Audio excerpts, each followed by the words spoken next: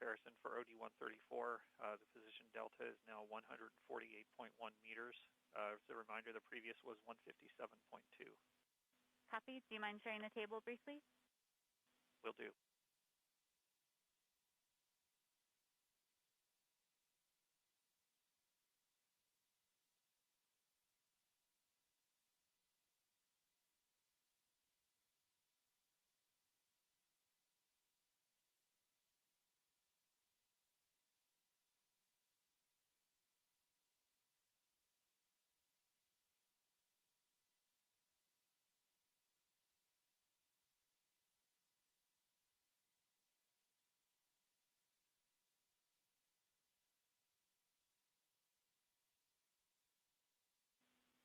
Copy. Thanks, Tad 1.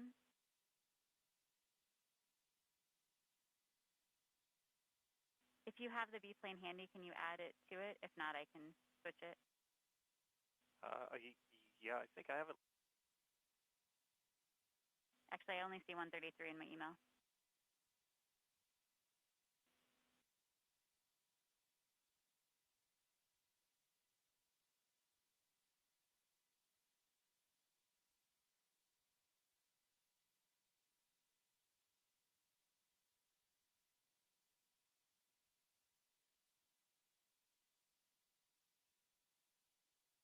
I'm showing the 134 B-plane too. Awesome. Thank you.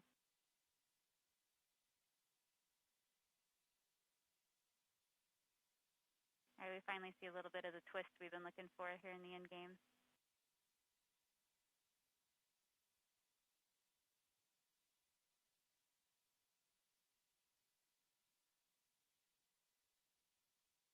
All stations on M20 ops. We're about 15 minutes out before I'd like us to take shorter breaks. So just a reminder, if you want a little bit of time off net to stretch, now's a good time. If you hadn't had any peanuts and want some, feel free to do that while you're out there as well.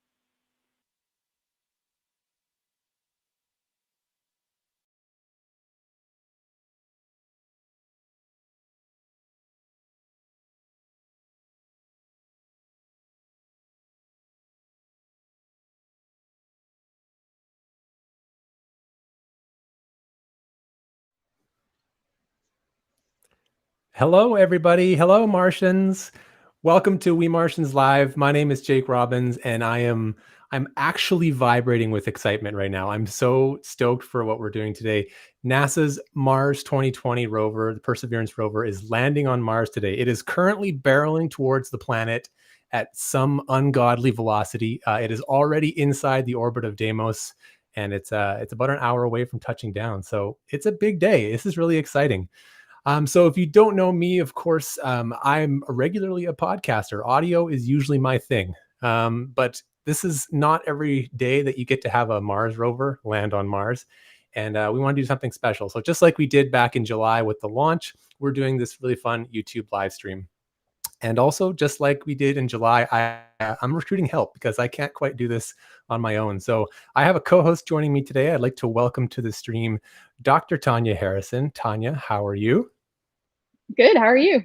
I'm excited, as you can tell. So you're a planetary scientist, professional Martian. You're an author. I see a book there behind you.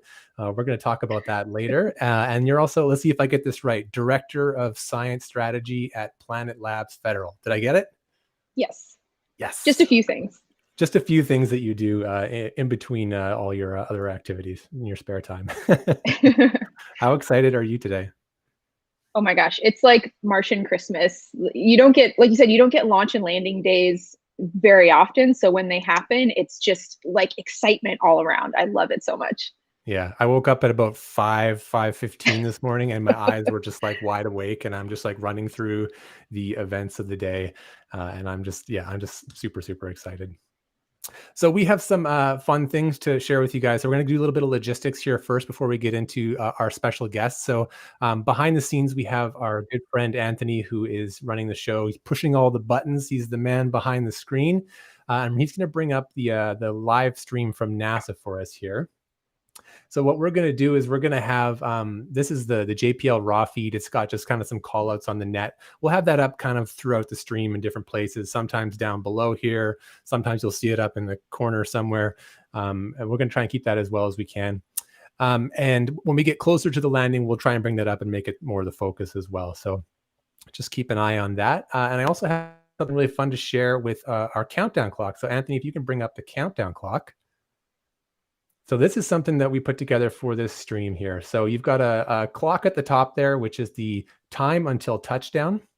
So you can keep an eye on that. We're an hour and 6 minutes away now.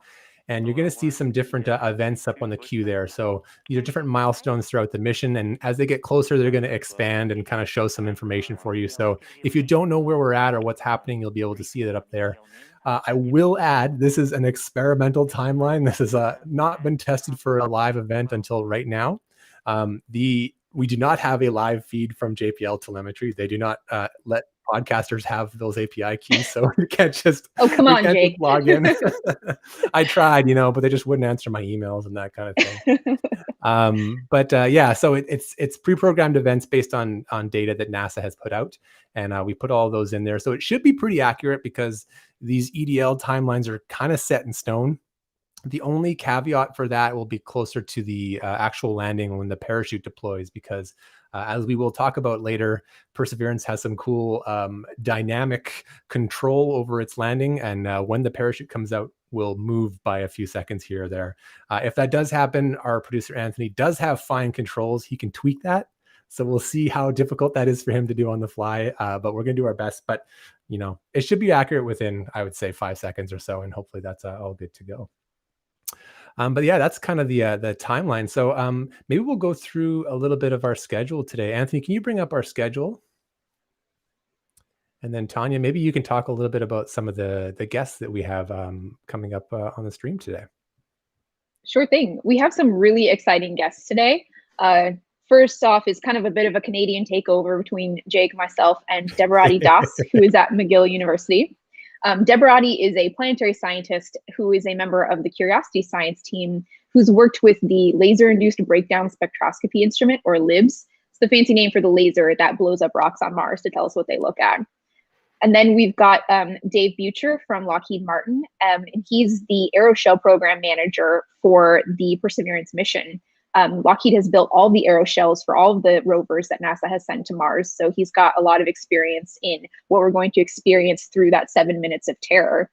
And then for the last up, we've got Mike Siebert, who used to work at JPL on the Mars Exploration Rovers missions. So Spirit and Opportunity for ages. So he's definitely got a lot of stories and experience on what it's like to work on these rovers. Yeah, it's going to be an exciting lineup here. I'm pretty stoked for it. We've got a little bit of science. We've got a little bit of engineering. We've got a little bit of operations. It should be a good kind of, a good diverse palette of expertise that's going to share with us. And then after those guests, we will head right into the kind of the fun events. So the mission critical events, if you will, start at about 12:38 Pacific. That's a cruise stage separation. And then there's about a 8 or 9 minute gap before the infamous 7 minutes of terror. And I don't know. I haven't scheduled much for that. We're gonna just see what our emotions do to us, Tanya. I don't know. I don't know how I'm gonna react. We'll just sit here like nervously eating the good luck peanuts. Yeah. I've got my peanuts too. I was mentioning earlier, they are kind of cheap dollar store peanuts. So I hope I haven't cursed the mission by not getting premium high quality peanuts. But we'll see how it goes. This is a low-key way of saying that you all need to back WeMartians on Patreon so that Jake can afford not dollar store peanuts. Yeah, I went full-time in January, and I'm on a shoestring budget right now. So dollar store peanuts it is. Cool. Well, what do you think? Should we just get into the guest right away here and see where it takes us? Let's do it, yeah. All right. So maybe we'll bring on Deborah Das. Hi. Hey. Hello. How are you doing?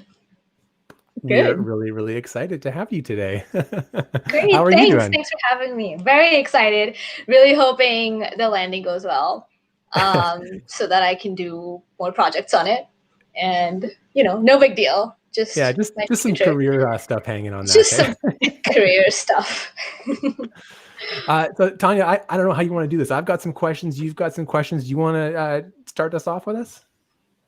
Sure. I guess, Deborah, you've worked on the laser instrument on Curiosity. So what are you most looking forward to with the laser instrument on Perseverance? How is it different? Is it going to tell us anything new? It's called SuperCam. We had ChemCams. I think it's a super version of it. Lots of cameras, which are going to be better resolution and color. So I'm definitely looking forward to some very pretty pictures. I'm also a little biased because of my research. I work on veins, calcium sulfate, evaporite veins in Gale Crater.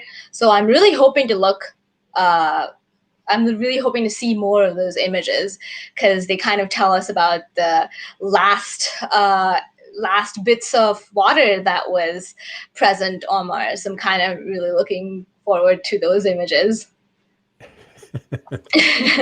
Nice. So tell us a little bit about Jezero Crater itself. I mean, why would we go to Jezero Crater? Right. So thanks for pulling up that image. That's a great image. Jezero is quite special because it has this really neat delta. It's a pretty ancient crater, and it used to have a lot of water, and we can tell because it has some major rivers running into it, and it has this beautiful, large river delta. And on Earth, river delta is often associated with a lot of organics being trapped into it. And looking at the size of this delta and some of the evidences that we've seen around the rim, we can tell that there was a lot of water which was around for a long time and even overflowed out of the crater. So that kind of shows that there was enough water for a long time that may have sustained life. And right behind this delta on the left side, you can see this arc near the rim where scientists even detected some carbonates. And when you say carbonates, I think geologists get really excited because carbonates, like limestones, are often associated with living organisms like corals and fossils that preserve life. So I think these are some really great candidates to look for life if that's the goal of the Perseverance mission. And these are some really great candidates to... Is that kind of green area you're talking about there, the carbonates? That's the arc? Yeah, the green and the bluish area. So that's where I think it was a chrism image which kind of like lit up white, saying that, look, there are some hydrated carbonates here. And the delta itself has some hydrated clay minerals, which are really good at... the clay minerals are often associated with biologic activity. So again, super great for looking at, possible life-related activities on Mars.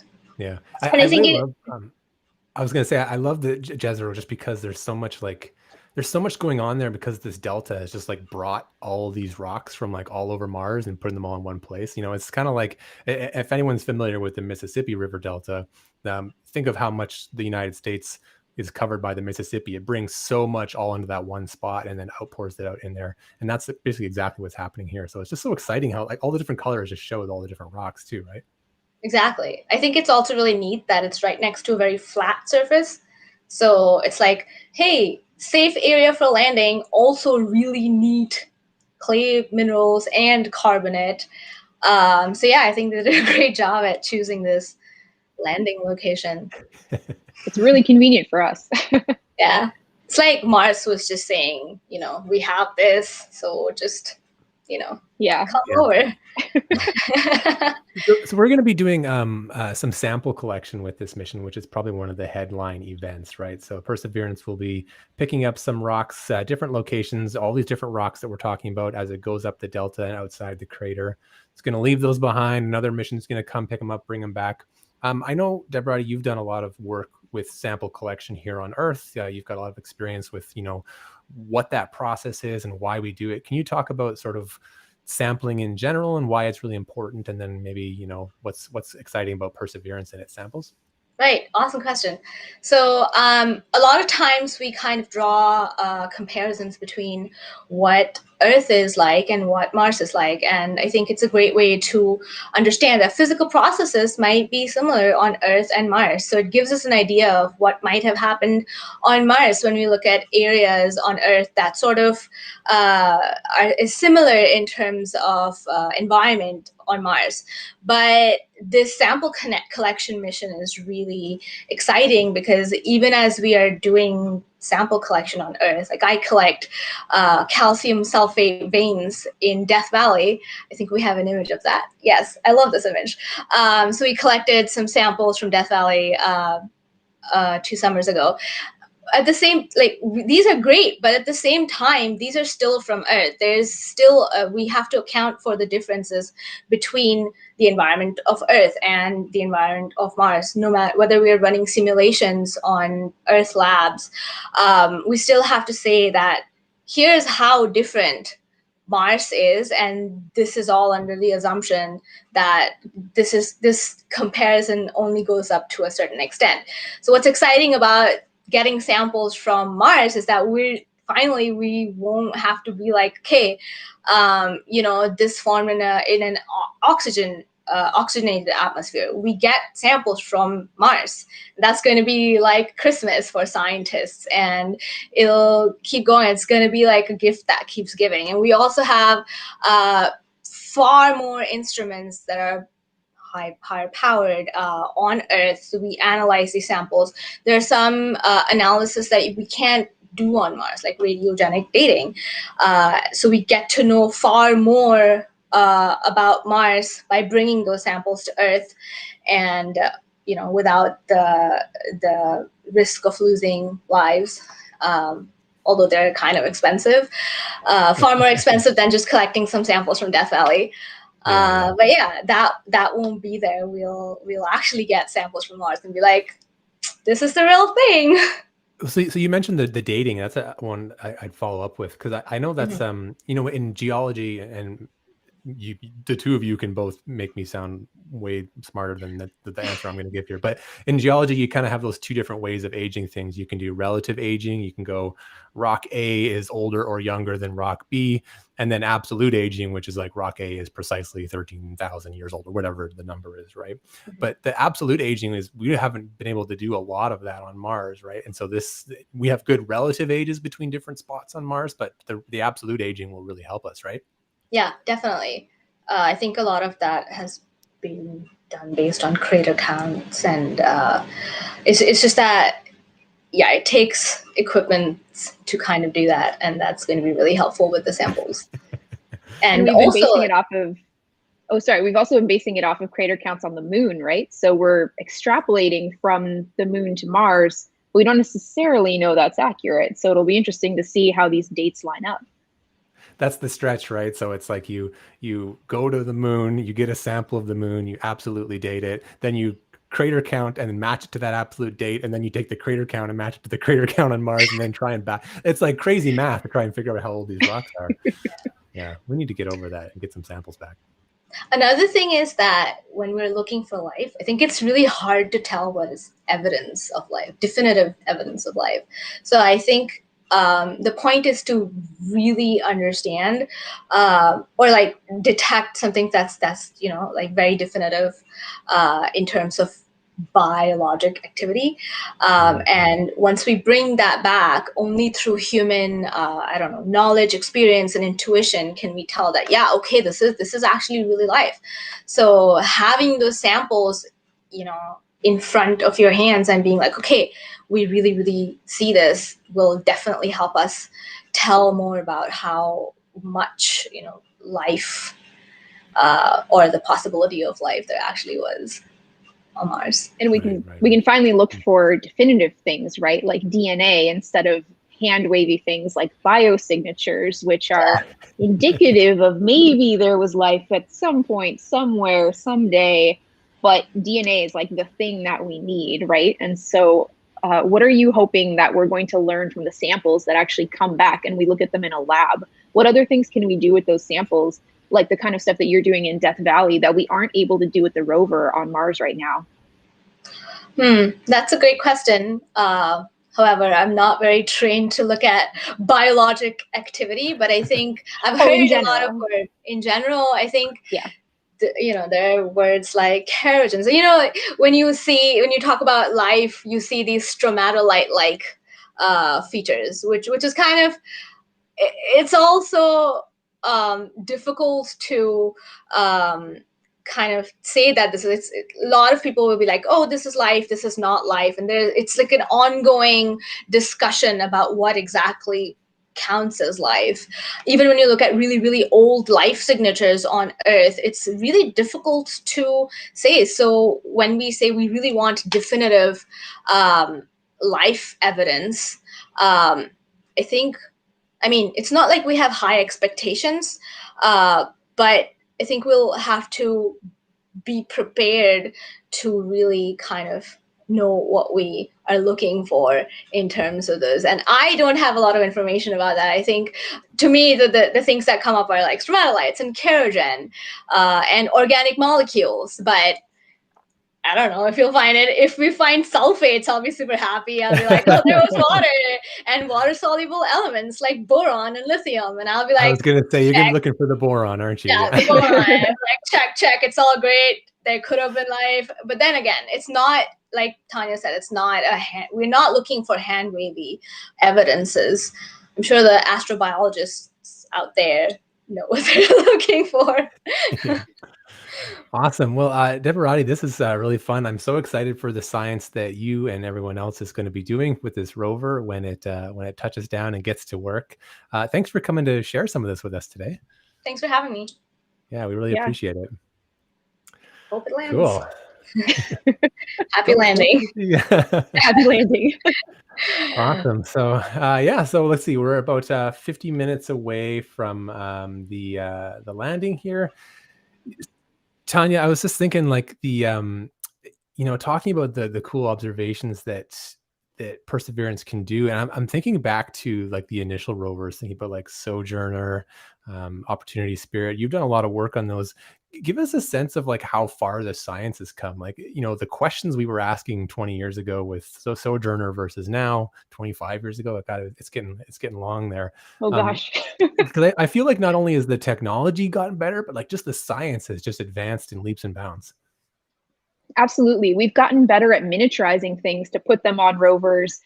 We probably have a lot to thank in terms of the development of things like smartphones and other small technology, making things smaller, cheaper, lighter.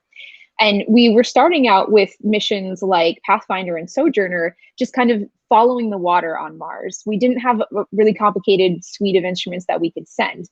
So we discovered that what we thought from orbit, where we landed Pathfinder and Sojourner, yes, this was indeed a place where water flowed across the surface. So then following that up with Spirit and Opportunity, the mission goal there was literally follow the water. So we sent them to two places where we thought we'd see a lot of evidence of water. Opportunity landed in an old playa, so a shallow lake bed that evaporates over time. Spirit ended up in a place that was covered with volcanic material that we didn't quite expect, but then we eventually found evidence of hydrothermal activity there. So warm water interacting with the volcanic rocks over time, and warm water tends to equal life on Earth. So that's pretty great for us. But now we've moved beyond that. Then Curiosity was looking for signs of habitability. So were the chemical conditions in a lake that was in Gale Crater something that could have supported life as we know it? And we were able to answer that as yes. And so now we've taken that final, well, not quite final. The final step, I think, would be, is there life on Mars today? We're taking almost that final step with Perseverance to say, was there ancient life on Mars in another lake setting that is, roughly in geologic terms about the same age as the lake in Gale, right. In a place where we can see from orbit that maybe the chemical conditions were similar and would have been good for life. Yeah. Yeah, and it's like crazy just to think about the instrumentation too, so Sojourner had I think it had one little alpha particle X-ray spectrometer like on the end, and it just kind of went around with rocks, right? And now we've got these these crazy like pixels, this incredible little machine that can like precisely target grains of sand. We've got these amazing like how many cameras are on this rover? Yeah, 23 we blow up or rocks something. with lasers on another planet. Like, how Shooting crazy is lasers. that? Yeah, no, it's so cool to watch these advance. And I'm even thinking like that one of my favorite parallels to draw is that with Sojourner, Sojourner wasn't the mission wasn't a rover mission. It was a lander. Pathfinder was the lander, and the scientists wanted to do science with that. And then some crazy technologists were like, hey, let's put this weird 6-wheeled little, RC car on here. We'll try it out and see what happens. And they were like, no, we don't want to do that. It's going to make the mission risky. But then, of course, that bred all of the rovers we've had today, because of that. And we're going to do that again with this one with Ingenuity. We're going to have a helicopter that is going to, demonstrate flight. And it's the same sort of situation where it's like kind of tacked onto the side of the mission, and it's like not really part of the main thing. But does it mean we're going to have like amazing helicopters in the next 20 years doing all sorts of missions? I hope so. Yeah, these tech demos are so important to see what the possibilities are for the future. And the public is so excited about, well, not just about, like, we're all really excited about the helicopter. So I'm glad that it got put back onto the mission. It was on, then got de-scoped, and then they put it back. And I can't wait to see like images from the rover, or hopefully even a video of the helicopter just flying off into the distance. Like, that's going to be so amazing. Yeah, and crashing probably at some point. At least still make for a good video, kind of like Starship 9. Yeah, I think it needs to go do some, demonstrate its flight, but then eventually I kind of want to see it crash. It should be like, that should be the way it ends. To me, that's like the just way that mission can end. You crash it to make a little crater, and then we'll go and analyze it with the rover. Exactly. Yeah. Cool. So we're just getting our next guest here prepped. Looks like the stream is doing pretty well. We're about 45 minutes out, just coming up on maybe 7,500 kilometers above the surface. So it is moving fast, because when we started, that was a little over 10,000 kilometers. So it's moving at a good clip right now. But that's just kind of how it goes, I guess. The speed at which it enters is sort of the subject of our next guest here. So Anthony, how are we doing there? Are we ready to have Dave on here? Cool. Okay, so we're going to bring Dave up. This is Dave Euchre from Lockheed Martin. Dave, you are the Aeroshell program manager. Did we get that right? Yeah, I'm the Aeroshell program manager now. Actually, Neil Tice was the program manager. He's retired, so I'm backfilling for him. I did some of the mechanisms, as well as supported some of the programmatics on this program. Like the helicopter deployment system is one of the efforts that I led here. Awesome. Well, welcome to the show. We're really glad to have you. Excited to be here. Really cool. So we were just talking about how fast this rover is going to hit the atmosphere. Maybe you started off with a little bit about, what has Lockheed Martin contributed to this EDL sequence? Talk about a little bit some of the technology that you guys have Certainly. built. Yeah. So for this mission, Lockheed Martin built the Aeroshell, which is basically a protective structure that encapsulates the rover and allows it to go through, you mentioned the high speed, allows it to go through the Martian atmosphere, starting out supersonically, goes through that atmosphere. It protects it from the high pressure as well as the high heat, so it doesn't burn up and break up as it goes through. You can see a picture here on your screen. The white object is the back shell, it's the back half of that Aeroshell. That tan object there on the left-hand side, that's the heat shield. That's the nose of the heat shield. That's another cone. Those two cones come together to create a pocket, or say encapsulate that rover. The heat shield surface, the tan one, it's what really takes the brunt of that pressure and that heat as it drives that atmosphere, and it ablates, or it dissolves as it comes through, and it sheds that energy coming through. It protects the rover. As it goes on through and slows down, it helps decelerate and keep the stability of that aero body coming through. As it decelerates below, well, right before it goes subsonic, the rover will send the command to deploy the parachute. That'll take it then below subsonic speeds, where the rover will command the heat shield to deploy, that bottom half. And that'll continue to decelerate on parachute as well. And then the rover will command the release of the descent stage and the rover. And that's basically a flying backpack to the rover that the rover will command, and it flies it on down to the surface where it wants to go, and it releases itself from that back shell, that white shell you see there. And the kooky landing sequence, I love it. It is. It's out of a science fiction movie. They did it on Mars Science Laboratory mission as well. This is basically the same design of that aeroshell. The Rover is very similar as well. It's a little heavier this time around, so we've had to beef some of the structures up, but for the most part, it's very similar. And it is right out of a science fiction movie to some degree. It's super exciting.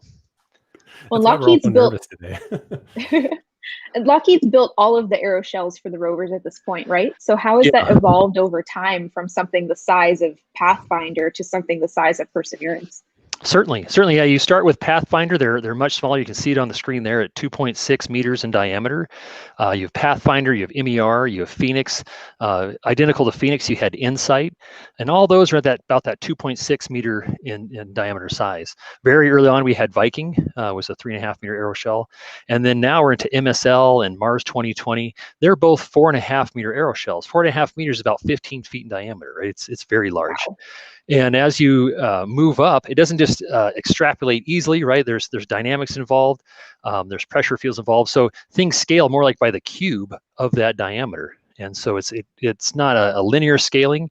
You really have to put effort into it, obviously. And like you said, we've been fortunate to be a part of all the landings, the U.S. landings on the surface of Mars, and really have partnered well with NASA and JPL on those. And it's a partnership we've enjoyed greatly, and we hope it continues. But we've learned a lot in that process, and we will keep applying those lessons that we learned and those design evolutions that we go through each time to the next aeroshell. So each one is reaping the benefits of all that hard work and those efforts moving forward. Yeah, we were joking earlier when we were talking, Dave, about the angle of this cone. So you see on the left there, it's at 70.2 degrees, and I was telling you that I'm a rare super fan of what this design is called. It's the 70-degree sphere cone, just because it's done such a lot of work bringing all of our missions to the surface. Can you talk about what that means? Because I know that's like a very specific Mars number. It is. You're very right. Right. So we call it a blunt cone angle. Right. So it's a blunt spherical cone angle coming in. That cone dictates some of the stability of that vehicle coming in through the atmosphere. So the sharper the cone is, the more bullet-like it is, right? The more stable it is. The flatter it is, it gets a little less stable. Unique to MSL and Mars2020 are balance moving devices. And so what those do is right before that aeroshell comes in through the atmosphere, it deploys these things called the cruise balance masses, and it allows it to shift the center of mass offset from the center of pressure, or the center of the aeroshell. That allows it to come in with lift. So by having that 70.2 degree half cone angle there that you see, it's a flatter cone angle, and having the CG shifted, it gives it the ability to fly or lift in the atmosphere. And then it's like surfing on the atmosphere, right? It's just exactly. Like yeah. And it allows it to shift it through and not hit it and impact it as hard, coming through there, and decelerate along the way, which is a big factor when you're that big and you're that massive. And then as you decelerate, you're able to, keep going. Oh, no, I'm just impressed at how complicated this is, and the fact that you were able to be successful essentially on the first try with Viking in a completely new environment, a new atmosphere that we never had experience with before. Yeah, so it takes a lot of design work. We iterate hard on what the requirements are. We designed those requirements. In the world of aerospace, you also put factors of safety or factors to try and compensate for the unknown unknowns. And then we design it, we analyze it, we show analytically or on paper that it's going to work. Then we test it. And when you go through and you test it, you also work out some of those warts and kinks, and you're able to finalize on that design that you've tested to environments that are greater than the environment you'll see come entry day. And so you're very confident it's going to work going through there. But all that said, you're right. It's a very dynamic situation. It's all autonomous as it comes through, right? The rover gets kicked off, the entry sequence goes, and then it does its thing. So there you have all those dynamics. You have the autonomy. You've tried to put in all this fault protection and logic into the rover to help it control itself as well. And you've tried to design it for all those what-if cases. But there are unknown unknowns and events that happen. So it's a dance. Yeah. So you mentioned about all the things, like doing all these iterations and learning from each one of them and trying to feed forward that knowledge to the next design. Can you talk about what's shiny brand new on the Perseverance aeroshell that we didn't have on landers? What are the innovations that we're having with this technology? So from the aeroshell side, as I said, we strengthened up the heat shield itself because the rover is heavier. And in going through, previously the Mars 2020 aeroshell was designed for the mass of that rover, and this rover is heavier. So we had to go back, redesign that heat shield, strengthen it up in areas to kind of change how the load is spread through that aeroshell. Also unique to this mission, it's going to be the first mission to fly a helicopter on another planet. Right? How cool is that? So JPL designed the helicopter. We designed the helicopter deployment system. That system lives on the bottom of the rover, and so that's new for this mission. And so we worked with JPL to try and figure out what are requirements to fly in an atmosphere that's so thin, and how are you going to package a helicopter that's super lightweight, that's going to fly in that lightweight environment, and package it, get it down safely through this severe environment coming on down all the way through landing, and protect it all the way down. So that was some of the new stuff that we had to work with them to partner and develop with. Yeah, I'm excited. There's an instrumentation package on Perseverance called Medley 2, and I will not remember the acronym, but basically they're measuring the temperature, the pressure, all the different things on the outside of it. So it should give you guys just like a buttload of new data to read and learn from, right? Well, so you're right. So we had Medley on Mars Science Lab, or MSL, and that was just local to the heat shield though. And those are temperature and pressure sensors. And so you can get a measured data coming through the atmosphere and trying to understand how is that thermal protective system working, what's really happening inside from a measured, quantitative type of way, versus just looking at it through simulation. In Mars 2020, they've upped the ante. Now they've moved Medley, or Medley 2, up until the back shell as well. So you're getting temperature and pressure from the leading surface and from the back shell surface. So you're getting those eddies and that back and wake effects. I'm excited because there's a microphone on it, and that's just going to be new audio for me to put on. And cameras. And cameras, yeah. Yeah. It's going to be pretty awesome. So you can hear carbon dioxide. No. Dave, this is awesome. I really appreciate you coming on to share this today. This technology is just super cool, and I'm so stoked for you guys to put another notch in your belt today. Knock on wood, everything goes great. Thanks for sharing all this with us today. Anytime, glad to do it. Thank you for having me on. Yeah, no problem. Cool. All right, so we are 35 minutes away. Tanya, how you feeling? Let's do a nerve check here. Are you feeling good? I feel like the closer it gets, the more anxiety-inducing it is. The nice thing about doing this stream is that we're just busy and we're focusing on this, and it kind of helps me clear my head. Because if I was just sitting in front of Twitter right now, I don't think I would be in a very good mental state. Yeah, and the time flies by. Like the last time I really looked, it was 50 minutes, and now it's 35. Like we're gonna blink, and it will hopefully be on the surface. Yeah, I hope so. Hopefully. So I thought maybe we have a little bit of time before our next guest here. We talk a bit about some of the landing accuracy that this rover is doing, because this is a pretty big story with Perseverance, I think. So, when these rovers come in, they don't have any spacecraft. They don't have like a precise spot on the surface that they can target, because it's just everything's a little dynamic, depending on what kind of atmosphere you hit, blah, blah, blah. We have a picture here that shows sort of these landing ellipses. And think of this as like your cone of uncertainty, right? So inside that oval is roughly where you think you're going to land. You're going to shoot for the middle, but you may not necessarily get there. And if you see that way outer band, you can see a little bottom underneath the logo there. That's I think Pathfinder, which was 1997. So huge ellipse. And every time we do one, we get smaller and smaller. So Phoenix Insight was a little bit smaller. Then you can see Curiosity, and look at Perseverance. Look how small that is compared to the other ones. It's amazing. I mean, if you look at the size of these other ellipses, even up to Insight, we wouldn't have been able to land in a crater like Jezero because it's just not big enough. And even just seeing the difference between Curiosity and Perseverance, they're using very similar systems in terms of the sky crane. But because you have things like the terrain relative navigation and some of the other improvements to the landing system, it's so much tighter than it was before. So we can land way closer to the delta, which is our feature of interest, than Curiosity was able to land to its feature of interest, Mount Sharp, inside Gale Crater. So that means less driving time and more time for science. Yeah, I mean, just think of imagine if you were working with Phoenix's ellipse right now and trying to target that spot. You could land way off on the right there, and it would take you 2 Mars years just to get to the delta, right? Which is not ideal. So that's pretty cool. So you mentioned the two technologies. So the first one is range trigger. Do you want to talk about that one? That's we kind of mentioned it. That's the parachute one, right? So that's go ahead if you want to talk about it a bit.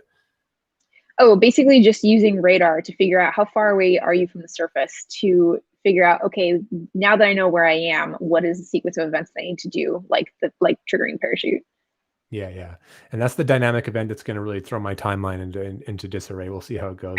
And then, the other one is the terrain relative navigation, which I think is actually really key because of this delta. So you can kind of see in that middle of that circle there's like a sharp cliff. This cliff is crazy. It's like 200 feet tall, and it would be no bueno if we landed on that. Like, we cannot do that, right? So this terrain relative navigation basically takes pictures of the ground while it's coming under a parachute, compares them to the images from orbit that they store on board the rover, and it figures out where it is, and then it can do divert maneuvers to try and avoid those rocks and those cliffs and all those kind of things, which is, it's mental. So it's I'm just so excited for this technology to make landing even better. I can't wait.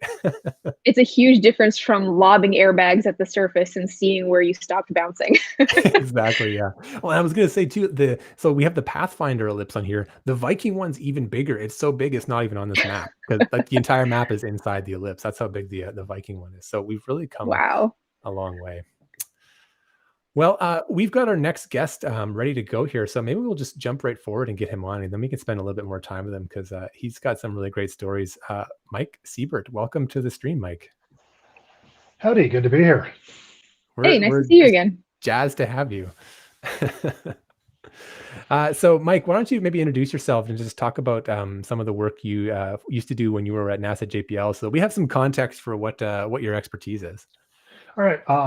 Yeah, Mike Siebert. I spent 12 years on the Mars Exploration Rover team, so that's Spirit and Opportunity. And I did many different things on that project, everything from the ground system, so making sure the data, once it gets out of the Deep Space Networks system, gets over to the project system, decodes it, and is made available to the scientists and engineers to figure out what they want to do to the next cell.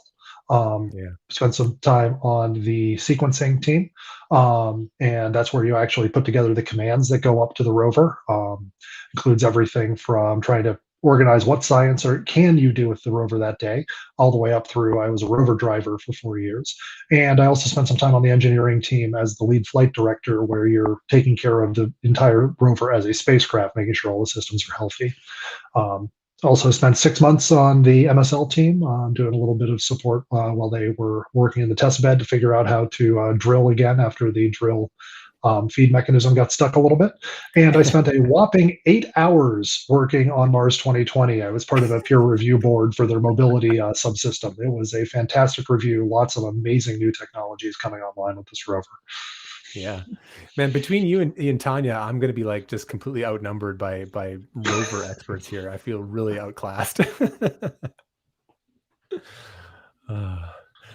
So do you want to talk a little bit about, so the reason we wanted to have you on here, Mike, is because you have this operations brain. So you've talked about the different rovers you've worked on. You've got all this experience. I really wanted to understand what is going on in the control room here, because there's just a lot of weird dynamics here. So first of all, I mean, just what does it feel like to be in a rover control room?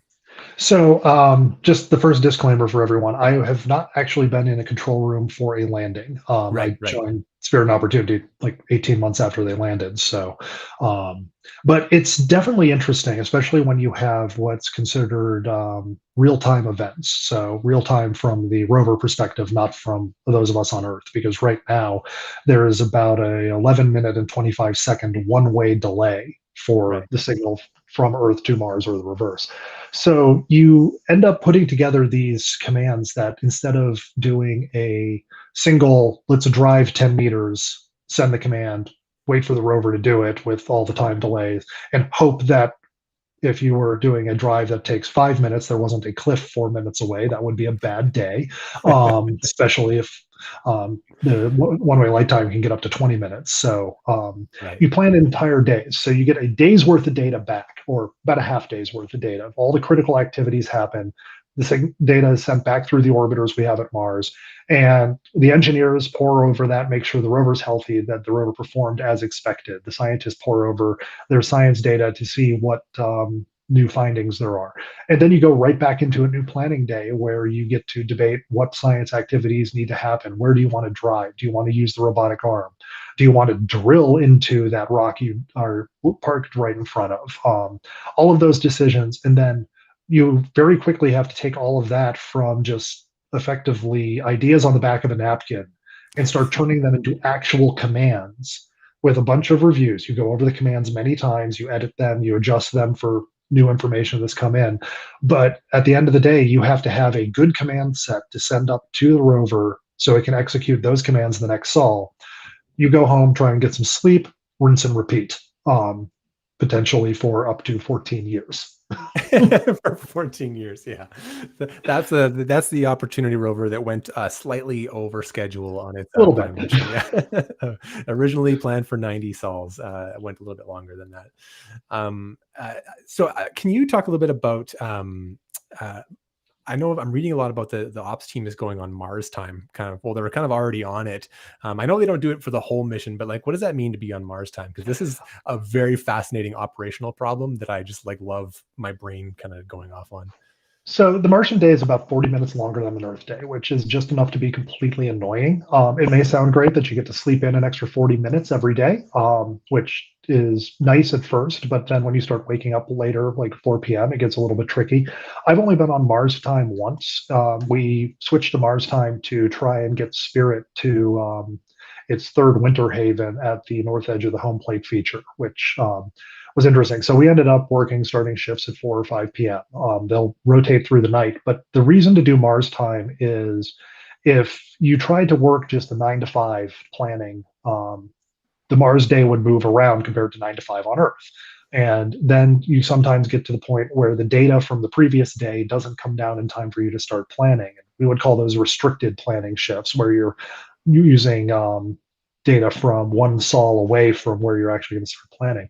But on Mars time, everything is what we call nominal planning. You have data from the most recent sol, you have the most recent engineering state, the most recent science information, and you can take action and move on from that. It's used early, especially right after landings, to do vehicle checkouts, make sure the vehicle's operating as expected, send up any commands that you need to just to get the mission underway.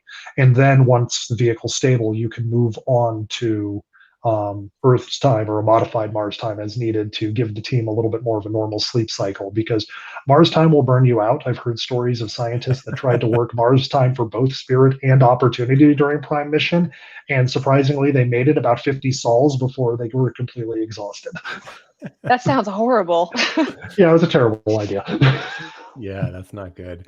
And it's really interesting this year because there's, with the pandemic, a lot of these people are working from home. So they're doing Mars time while trying to coexist with a family on Earth time. And it's like, it must just be a whole thing for that. I can't even imagine that. I did Mars time with a roommate and a dog. And thankfully my roommate was able to help take care of the dog when my shifts started slipping into the late evening. But I cannot even imagine how folks are going to be doing this with families and pandemic and everything else.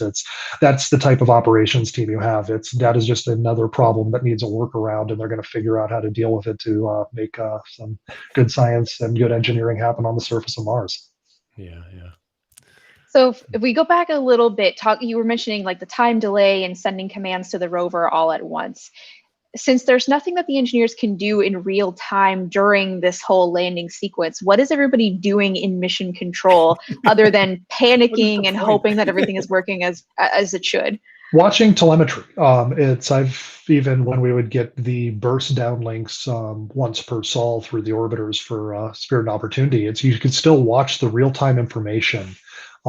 There's nothing that can be done when they see the information come back from top of the atmosphere. Perseverance has been on the surface for 4 minutes, so there's not much you can do. But right after landing, if things look weird, let's say there's something that's drawing power that got stuck on due to some event during landing, a command could be sent to potentially rectify that. So knowing what the rover state is the moment it hits the surface is still incredibly important. But also part of it's just folks have poured their past, several years of their lives into this, and this is where they get to watch how the system that they are the expert in performs. And I'd want to be able to keep a close eye on it too. But The nice part is with the time delay, if landing ends up being successful, just like the past rovers, you can jump up and down, you can high five, because there's really nothing you can do about it because you're watching an instant replay. So you can actually let all the joy go through. It's not like when the space shuttle's trying to land and mission control can do something about it, can work with the crew. They can send instantaneous commands or voice instructions. It's a replay, so you might as well enjoy the thrill of it and then figure out what state the rover's in and get it squared away for the first sol on Mars.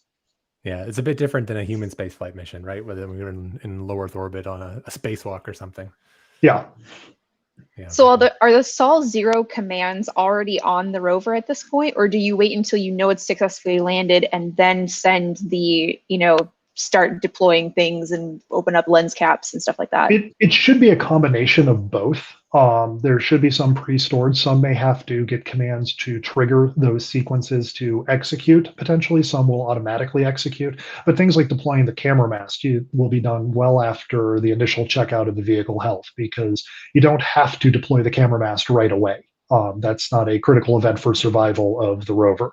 Right. But other things like sending back the specific detailed power telemetry, because the moment the cruise stage separates, the rover is effectively running on its battery. The RTG can trickle charge the battery, but it's going to draw almost all of its power from the lithium-ion batteries on board. So you want to make sure those batteries are healthy right away. So some of those automatic commands to switch power loads may occur just the moment it detects it's on the surface. Cool. Okay. I have one more question for you as we're getting close to the end here. So we've been talking about the peanuts. We have peanuts here that we're ready for the good luck. I bet you have some too, right? Yeah. Of course. Can you tell the story? You probably know the story better than anyone. Like, what is the story behind the peanuts? Why does it was one of the early Ranger or Surveyor missions? I always forget which one it is and always get it backwards. So I'll just say it was either of them. There were launch failures. You'd miss the moon. You'd crash. Bad things would happen. And then peanuts were provided in the dark room, and magically the next mission succeeded. So at that point, because we're all a bunch of rational engineers and scientists and we have no superstitions whatsoever, peanuts became a mandatory thing for all critical events at JPL. And even for those of us that are no longer at JPL, we still carry on the tradition and make sure that for critical events of spacecraft we care about, that we have peanuts on hand. I'm surprised I've never seen like JPL branded peanuts in the gift shop before. Not in the gift shop, but I have seen them in the dark room. They'll put a custom wrapper around the outside, mainly because it doesn't look good if on national TV, government-funded agencies holding up whatever brand of peanuts they happen to buy that day. So they have probably a nice wrapper around them that say Mars 2020 landing. Oh, geez, it's like Tang all over again. Hey? Cool. Well, I need you to help me out though, because I was just saying earlier, I bought dollar store peanuts. They're very low quality peanuts. Have I cursed the mission? No, they're peanuts. It counts. Okay, I don't think anybody knows what the original ones were. So as long as they are peanuts, and for those of you with allergies, find your own workaround and something that works. I've seen folks that have peanut allergies that have gone with salted pretzels. So find something that is your good luck charm food. Perfect. Yeah, please don't go into anaphylactic shock for the sake of the rover. Yeah. No, that health and safety of the humans takes precedence over the vehicle. So yeah, don't do that. Yeah. Awesome. Well, Mike, this has been awesome insight into, like I said, into ops brain. Just how do we manage these missions? Because we are all people at the other end of this at the end of the day. So thanks for sharing all this today. I will let you get back because you probably want to kind of lock in on the feed, and you've probably got your peers that you're connecting with. So yeah, again, it's going to be a good time. But I'm looking forward to hopefully the first time since November of 2008 we'll have 3 functioning surface vehicles. That's right. So exciting. Yeah. It's going to be great. Good to be cool. Well, thanks a lot, Mike. Yeah, you're welcome. All right, Tanya. So checking in here. We are. It's less than 20 minutes. Yeah, less than 20 minutes. We're just about 2,000 kilometers above the surface here. So a little bit about what's coming next. We've got a little bit of mission critical events about to hit. So you see on the timeline there, L minus 17 minutes or so. That's cruise stage separation. So that is the first thing the spacecraft kind of really does that's visible. So we got that coming up right away here. And then it does some despinning. You'll see the balance mass ejection. That's what Dave was talking about. So it's going to throw that little mass off to the side so that it can steer. How you feeling? Checking in. the fact that engineers figured out that they could do that just still blows my mind. Like, we're just going to shoot some masks off and wiggle ourselves into, the right way that we won't burn up in the atmosphere of this other planet. Well, I especially like too, because you can steer by rotating. So if you imagine, like, if you're coming in like this, I got my peanut lid here.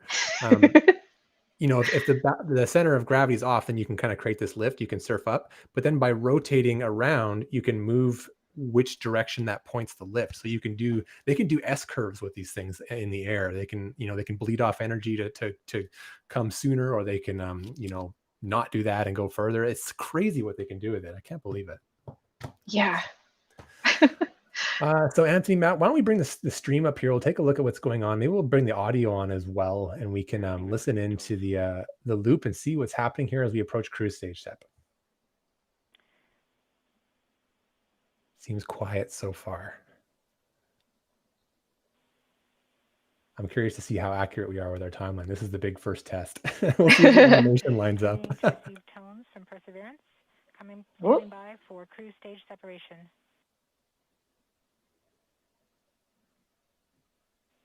RCS priming. So it looks like maybe we're a few seconds ahead. Ooh!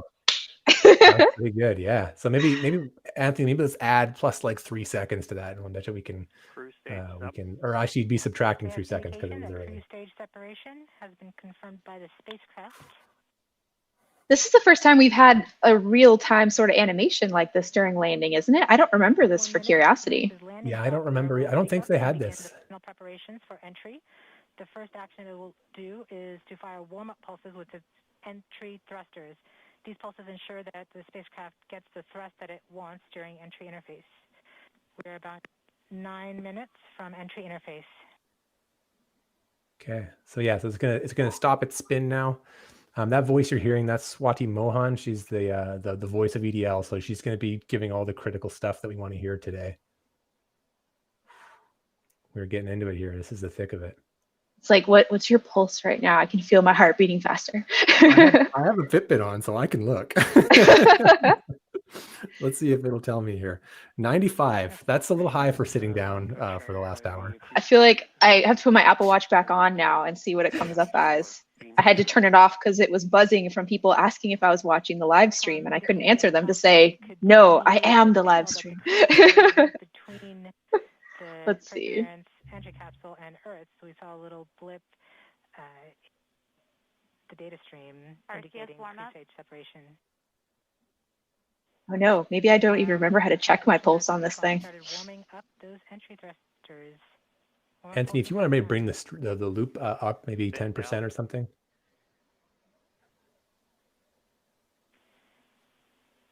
Cool. Okay. At this point, the spacecraft is trying to stop its spin. Yeah, we're getting it's a mono channel for some reason. And then we'll turn to its desired orientation from entry.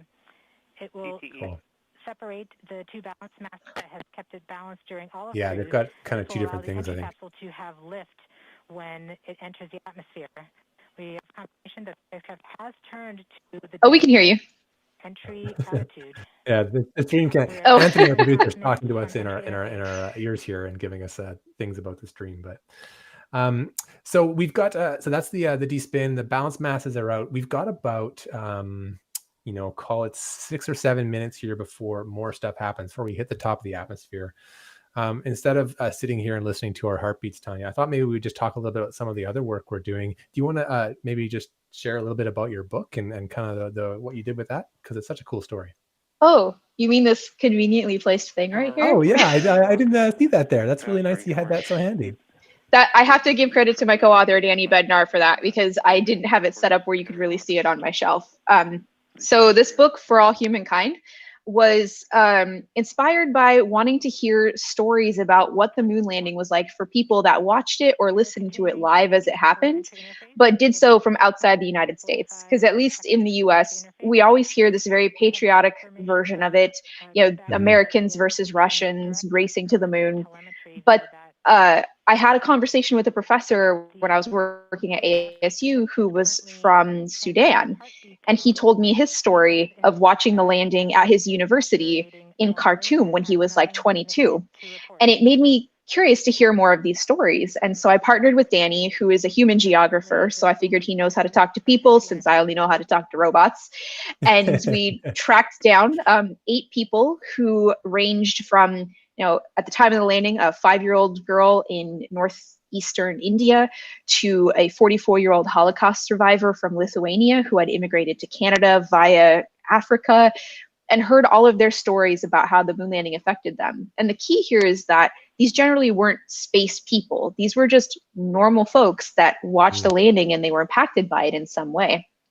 And the beautiful theme, kind of a spoiler, but the theme across all the stories from people was that they felt like this was a human achievement. It brought everyone together to do something bigger than humanity. And I feel like Perseverance is kind of doing the same thing, looking at the excitement on Twitter, I guess not just for Perseverance, but for Hope and Tianwen getting to Mars earlier this month. It's not really a thing about borders. It's a thing about humanity and science and exploration. And it's really amazing to see how many people feel like they're a part of it, even if in their day-to-day life, they're not attached to it at all. Yeah, this book, I have it too, so I have a copy here. This was really good. What I would recommend about this book is that if you thought 2020 was like a tough year and it got you down, this is a really good a spirit lifter. It's like a very wholesome book. I sat down and read it in one sitting. It's very digestible, and it just made me like people a lot more after I read it. So it was a good book to read. So I definitely recommend it. So again, For All Humankind by Tanya Harrison and Danny Bednar. Fantastic. We're currently about 4.5 minutes from entry interface. Perseverance continues to report heartbeat tones, indicating everything is nominal. All right, everything's good to go. 4.5 minutes from the entry interface. I want to just share a little bit about some of the stuff that we're doing for merchandise. So I have these cool. These just came in. I'm so glad they came in time. These are our season 5 mission patches. So I'm going to shamelessly plug this. This is art by Beth Kerner, who does illustrations, some fantastic work, and she's been done all of our mission patches every year now, and it's celebrating all the missions. So we got Perseverance here on this side, we got Tianwen over here, and then Mars Hope on the top there. So these are awesome. You can get these on our shop. That's shop.wemartians.com, and if you want, you can buy all 3 seasons for a combo pack. So that helps support the show, and it also helps support an independent artist like Beth. But if you're new to the stream as well, like I said, I do podcasts regularly. So WeMartians.com. We've been doing a lot of really cool podcasts lately. We had Sarah Alamiri on just last week, which was a really fun interview for me to do. She's the head of the UAE Space Agency.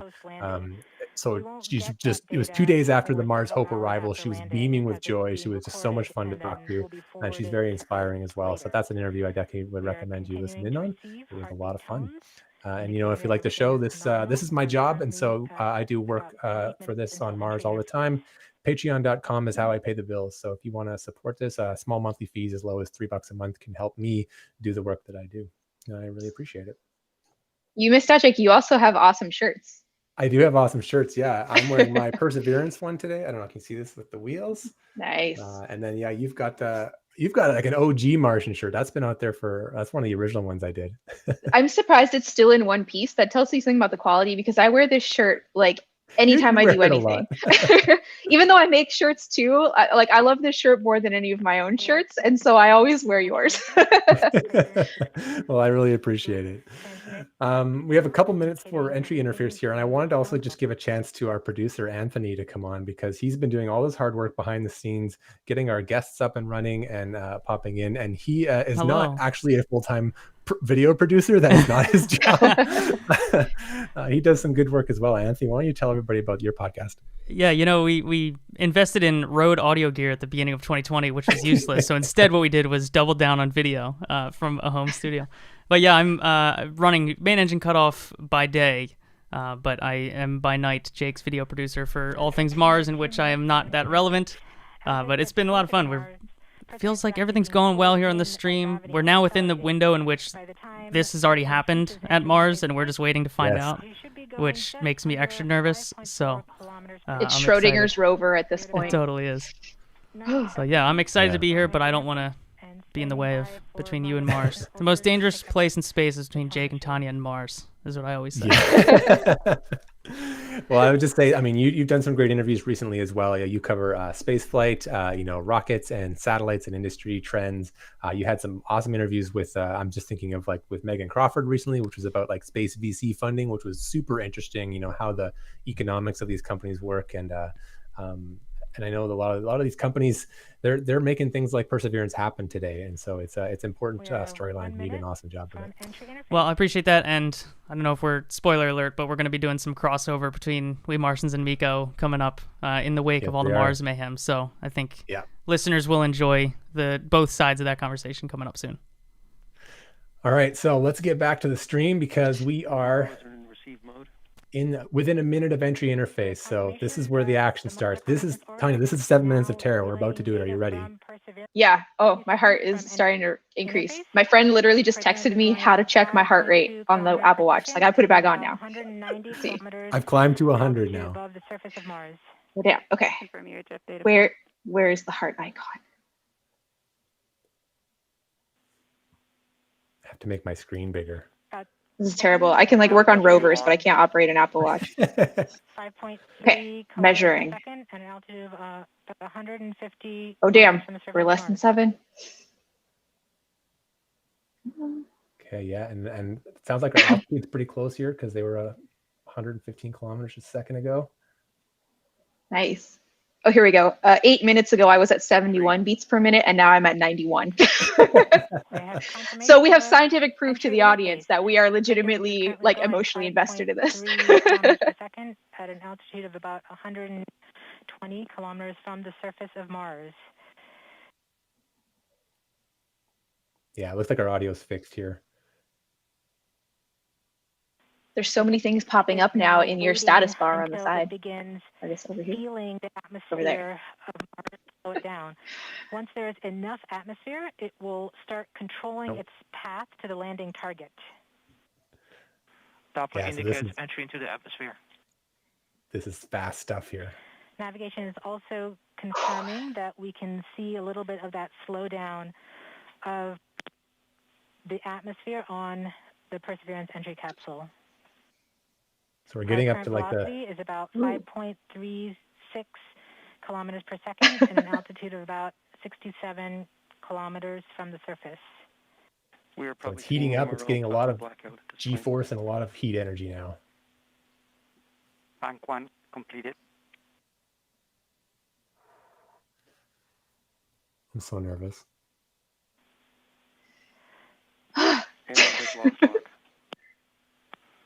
Doppler indicate reversal, bank reversal. We have indications that Perseverance is now performing bank reversals in the atmosphere. These are the steps in order to control its distance to the landing target. Perseverance has just passed through the point of maximum deceleration and has indicated that it felt approximately 10 Earth Gs of deceleration. Wow. Block again.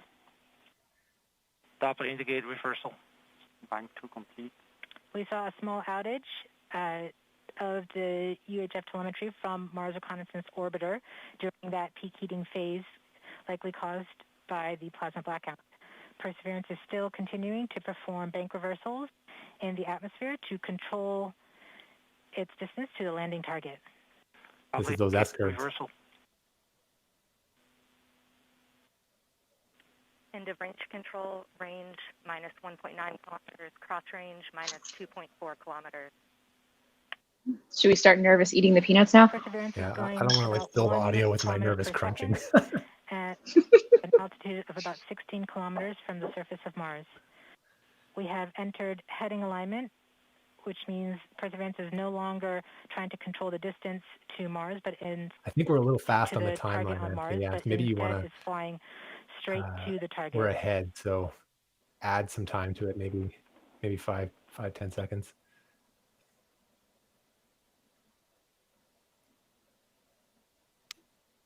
Oh, too far. Oh, we've switched from space view to Mars view. This is getting real. Here now. Oh my God, 3.5 minutes. Woo. I think we're okay. Let's stick there for a bit. So this next stage here, this is the straighten up, fly right. So this is actually where it throws the other side balance masses out. About and recenters itself. 550 meters per second at an altitude of about 15 kilometers from the surface.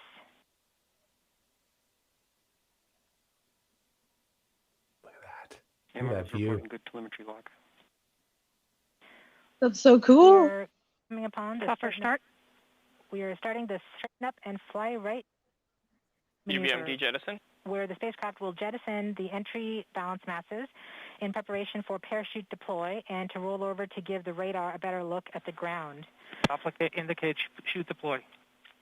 All right, so navigation has confirmed that the parachute has deployed, and we are seeing significant deceleration in the velocity. Our current velocity is 440 meters per second at an altitude of about 12 kilometers from the surface of Mars. That's still an insane velocity. Yeah. Not a lot of atmosphere to slow down against. The fact that we can build a parachute that doesn't rip apart at those speeds. Perseverance has wow. slowed to subsonic speeds, and the heat shield has been separated. This allows both the radar and the cameras to get their first look at the surface. Current velocity is breathing in the air. 145 meters per second at an altitude of about 9.5 kilometers above the surface. I'm like shaking in my chair. The landing video when we get it back is going to be so cool. It's going to be off the charts, yeah. Oh. This is crazy. So the terrain relative navigation we talked about is coming up. Net filter converged. Velocity solution 3.3 meters per second. Altitude 7.4 kilometers. Now has radar lock on the ground. Current velocity is about 100 meters per second, 6.6 kilometers above the surface of Mars. So it takes about 7 seconds to get its solution with terrain relative navigation. It's continuing to descend on the parachute. We are coming up on the initialization of terrain relative navigation and subsequently the priming of the landing engines. Our current velocity is about 90 meters per second at an altitude of 4.2 kilometers. Now this is scary since this is new. We've never done this before, on Mars at least. We have confirmation that the lander vision system has produced a valid solution and part of terrain relative navigation. Priming. TBA is nominal. We have priming of the landing engines. It's flying now. Back shell set. Is 83 meters per second at about 2.6 kilometers from the surface of I want Mars. to add 5 seconds or so. Confirmation that the back shell has separated. We are currently performing the divert maneuver. Current velocity is about 75 meters per second at an altitude of about 1 kilometer off the surface of Mars. Oh God, we're so close! Bravo. We have completed our terrain relative navigation. Current speed is about 30 meters per second, altitude of about 300 meters off the surface of Mars. SDS level. Constant velocity 104. Constant velocity accordion, altitude air. We have started our constant velocity accordion, which means we are conducting the sky crane, about to conduct the sky crane maneuver. We've lost Earth tones. Throttle down. Sky crane maneuver has started. Yeah, we're a little ahead, but that's okay. About 20 meters. Tango Delta. That's it. Oh my God. Nominal. Tango Delta. That's TD, touchdown. MRO. Remu stable. Gotta wait for the cheers, though. They're all holding it in. Come on, come on, come on. Touchdown confirmed. Perseverance safely on the surface of Mars, ready to begin seeking the signs of past life. Oh my God.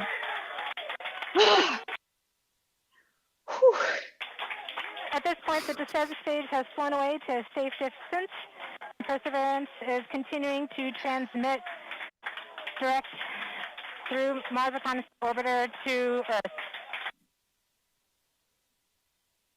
Wow. Oh, man.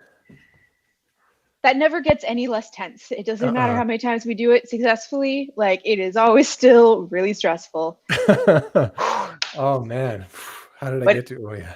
Yeah, like, what's the heart rate now? We're still getting telemetry from the lander. Hey, that's good. 110. I think you beat me.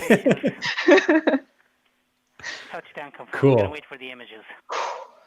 Yeah, so right now what we're waiting for is Perseverance is going to try and send a picture right away with the HAZ cams. These are the cameras right in the front of the rover. They still have the dust covers on. There are these transparent dust covers to protect them. So we're going to get something dusty, we hope. It'll be like kind of dust on the lens, but it should show the ground.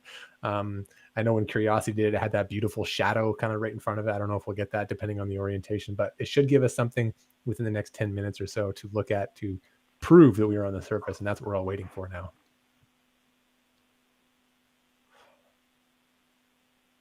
That was incredible. I'm so glad all of those pieces worked. OL1, you have what you need? OL3, I have what I need. Flight, we have seen the completion of EDL 3000. Copy. Copy activity. That is as expected.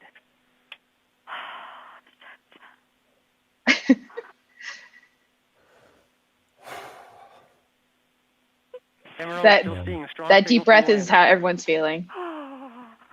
Flight, this is OL3. I am ready to share. OL3, you are go. What is he going to share? For those on M. All stations stand by for the images. Yeah! Woo! Yeah. It's so small. It's a crappy photo, but it works. It's a crappy photo of Mars. Yes. That's what really matters. OL3, I have the target point on the map when you are ready. We are ready, OL3. Ooh. Go for it. Let's see where we landed. Well, they're getting this fast. I didn't think they'd get it that soon. This is so much faster than I thought it would be. Yeah. There's been lots of betting pools over where in the ellipse it's going to land. I couldn't see it. I don't know if they're going to bring it up closer. Flight, I'll be moving in, showing you the safe zone that we've landed in. Oh, look at that. Whoa. That's less dusty than I thought. Yeah, it's much cleaner than Curiosity's first Yeah, image. Curiosity's was really hard to see.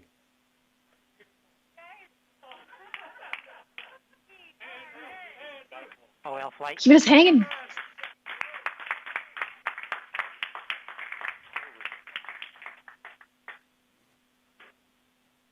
Oh, TRN. TRN. TRN, terrain relative navigation. Can we get the cliff image, OL?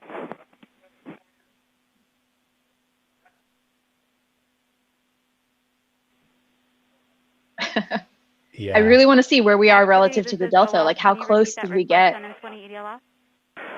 OL, can we get the other image? Should show the cliff. I'm sorry, say what image again? I'm not understanding. Flight OL3. OL3. You can I can't see the X. We've landed about 35 meters from the nearest rocks that we could identify from orbit by their shadows. Copy OL3, TRN in action. Yep. Take that, Desero. Woo!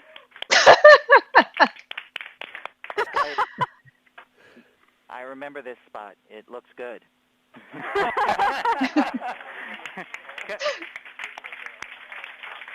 Copy OL3. I'm sure that you have seen them all and you recognize them all. So. There's the wheel. Oh, here's our next view. Yeah.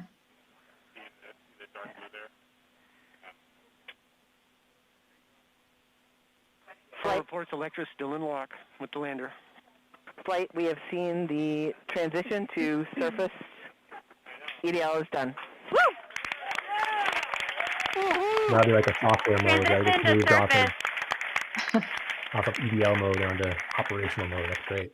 All stations. Sol zero officially.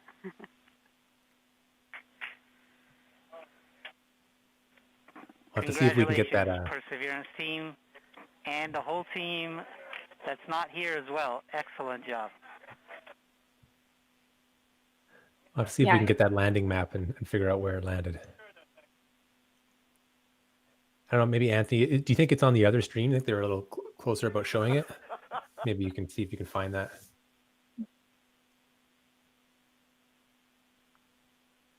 Yeah, maybe someone's tweeted it too. There's enough cameras in that room. We should have EDL ops. We have transitioned to surface as reported downstairs. If you're part of that story to the surface team, make sure you're starting to work those inputs, please.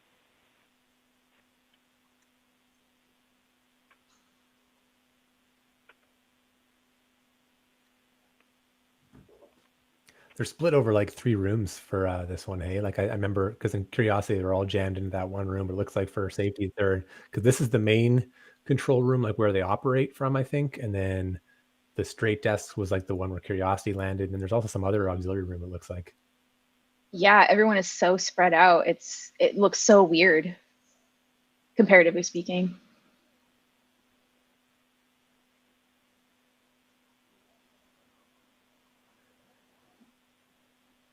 Yeah, I don't know. Okay. Well, Tanya, that happened a lot faster. We didn't have to hang around too long to get the confirmation that we needed there. Yeah, I can't believe we got images so quickly. I mean, it's only 12-minute delay, but it always feels like it takes so long to get to see that first light once you're on the surface. Yeah, when we were preparing for this, I went and watched the whole Curiosity landing sequence to try and like familiarize myself with it. And so I budgeted 10 minutes after this for us to like wait here for that picture. And it came in like 45 seconds. It was amazing. That's awesome. Oh, I feel so good. Are you relieved? Yeah, it's coming off your chest here. Like what's it feel like? I can feel my heart rate is still very fast, but now I think it's out of excitement instead of nerves. Like I can't wait to see what this brand new place on Mars looks like that we've never seen from the surface before, with a brand new rover. Oh, it's a whole new day for Mars exploration. I want to announce to everybody I've taken a first pass at the surface transition report. I've got some numbers from the script, and I'm awaiting inputs from a couple people still, and confirmation from others. It's ready for review. Yeah, you know what you said, Tanya, is ready for review. Are you asking people to take a look at your cache report?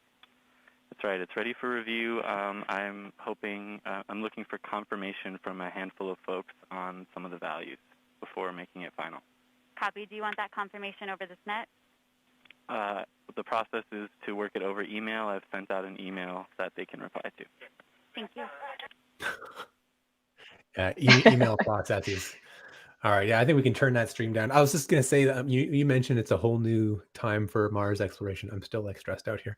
I'm just so excited for learning a new place, right? So, I mean, for the last, since Opportunity left, the last 2-ish years or whatever, I've been covering Curiosity and Gale Crater, and following that whole story, getting off of Vera Rubin into Glen Torridon and learning the clays versus the irons, and now we're over that pediment and then the sands of 4V, and just like really being intimate with all these place names and like really feeling like I get to know this area. And now we get to do that for a whole new area. Like we're gonna have to start naming these things and learning about the cliffs and the rocks and the path, and it's just so exciting. I can't wait. Yeah, and once we get to see that map of where it landed, like relative to the Delta, that's going to answer so many questions. Are we going to get to the Delta in a month, in 6 months, in a year? I hope it's sooner rather than later. Like, just get in and start doing the science. Yeah. Well, I think our show is just about done here. So I want to just say thank you to you, Tanya, for co-hosting with me again. This was a lot of fun. It's always fun when I get to work with you. So thank you. Thank you. And then thank you to all of the viewers on YouTube and all the listeners of the podcast. Really appreciate your support. I know that everyone is very excited about this. It was really great to see all the fun on Twitter and in the Discord, and then here in the comments on YouTube. We really appreciate all of you tagging along with us for this very exciting day. So I guess we will bid you all adieu. Ad Aries, everybody. Bye, everyone.